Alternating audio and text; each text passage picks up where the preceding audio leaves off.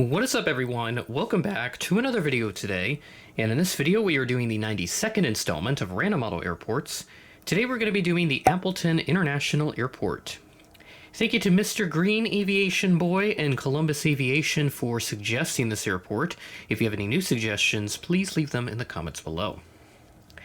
I know this airport has been suggested to me a handful of times now, and finally got the time to get to this suggestion, but I will always continue to scour the comments section for any new suggestions that may pop up, so keep them coming. Can't do anything international, at least like domestic Europe, for example. I can't really do that because I don't have anything from that region, minus the Condor 321, but rest assured that is a long-term goal, so in the next 5 years or something, I don't know. Once I run out of planes in the US to collect, then I'll move on to something else, but that is something I'll figure out as I move forward. But I do want to do something like East Asia, like do some airports out there, so may start building up that fleet at some point down the line. But anyway, we've got a nice airport here in the Midwest, Appleton, Wisconsin, right near Oshkosh. This airport does serve as a camping ground area now, along with several other airports in the area. There's a bunch of them because Oshkosh gets so crowded, so you have to go to other airports to camp out there or, you know, set up shop over there. And I know they do accept, of course they will accept other aircraft from the air show as needed. So this airfield's actually a lot newer than I thought it was. This actually opened in 1965, which replaced the George A. Whiting Field, which was a little closer to town. This airport serves as an operating base for Allegiant, which opened this base up a few years ago. So they've got a plethora of routes out of Appleton. And then Air Wisconsin, who started operations the day that this airport was dedicated. And now they don't really have as much of a presence here like they would have had many years ago, as Chicago would now be a major hub for them. And of course they had the American Eagle stuff going, but that contract has since expired, so no more American Eagle CRJ-200s, unfortunately, at least for the time being anyway. The current terminal was built in 1974, and it has seen several expansions over the years. The latest expansion within the last couple years added a bunch of new gates, which are right here. So that would be the old section of the terminal, and then the new section off to the left side in this frame. And like I said, this does serve as a camping site for those going to the Oshkosh Air Show, which is another big thing I'd love to go to. So it's kind of like my trifecta of events. We have the aviation conventions in the summer, Aviation Expo now, Spot LAX, and then Oshkosh. I'd love to hit up all three of those in 1 year, but that might not happen for a while, so I'll have to pick and choose. But right now my priority lies with the new expo, which is going to be very exciting next summer in Seattle, July 8th through the 11th. So we're going to go ahead and get started over at Gate 1, which is off on the other side of the terminal setup here. As always, I try to do the makeshift stuff here with the little boxes and stuff. I still need to get this all decorated and whatnot with just a standard paper to cover up all the details, since I know they can be a bit distracting, but I will find time eventually to do that. I just get caught up with so much stuff that by the end of the day I don't really have time to do it, so rest assured that will be happening soon. We'll start off here at Gate 1 with this Delta Connection CRJ-900, and if you were paying attention in the overview of the airport, I actually have two in this update. So this first one here arrived in from Detroit as Flight 3899, a SkyWest service, at 2 p.m., which is delayed significantly. The scheduled arrival time, 10:28 a.m., so the delay of 92 minutes from DT Dubs. Then we'll swing on over to the United Express section, just the one lone United plane here at Appleton. The CRJ-550 today from Chicago O'Hare, arriving in as Flight 4579, a GoJet service, at 2:59 p.m., which is 12 minutes early. And then there is the second of the Delta CRJ-900s in this update. Always nice to get the Delta CRJ-900, and I remember making this way back when, so for those that have been sticking around on the channel for a long time, you'll remember that I actually made this custom because I was not confident that Gemini Jets was ever going to re-release it. And then mere days after I had this completed, guess what Gemini did?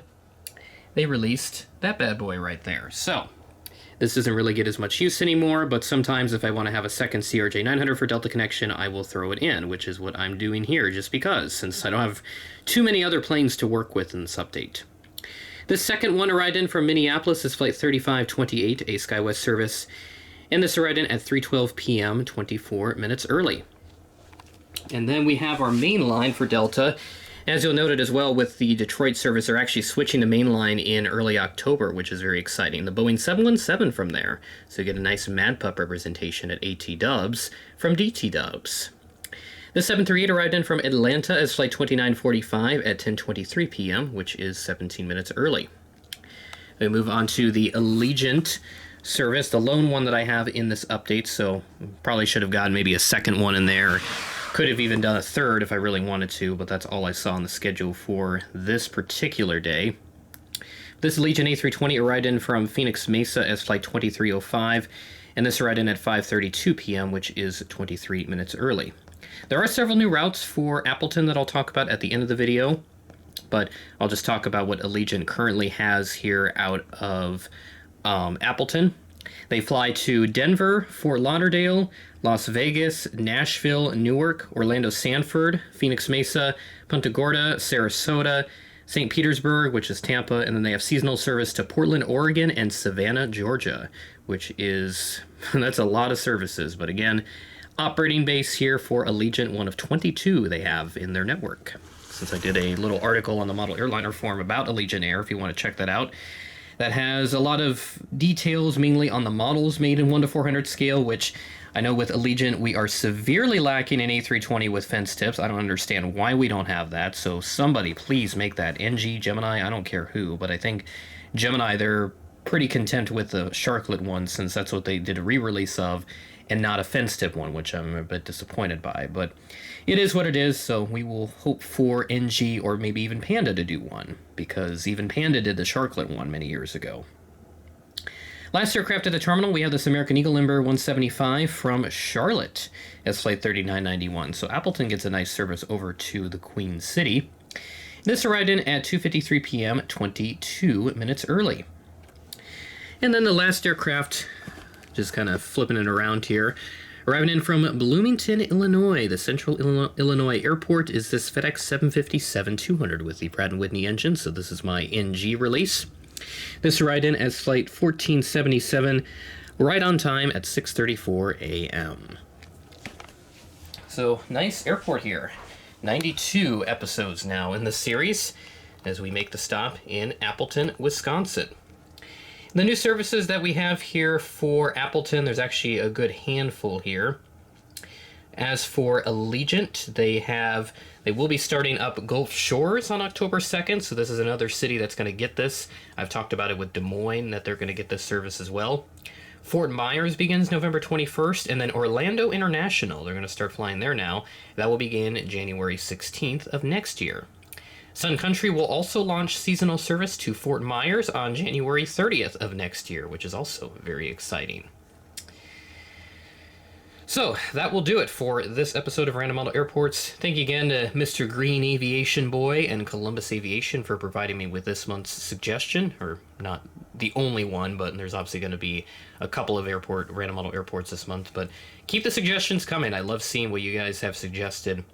I know I've gotten recent suggestion that I really want someone to make a model of before I do it, so if that ever happens, it's going to be the United Express Embraer 145 XR, so Gemini jets, or even 3D design deck. I don't care who it is at this point, just somebody make the darn thing, because it is ridiculous how we don't have an XR mold anywhere, minus Shapeways, I think, had one for a while, but that doesn't really exist anymore since they went bankrupt.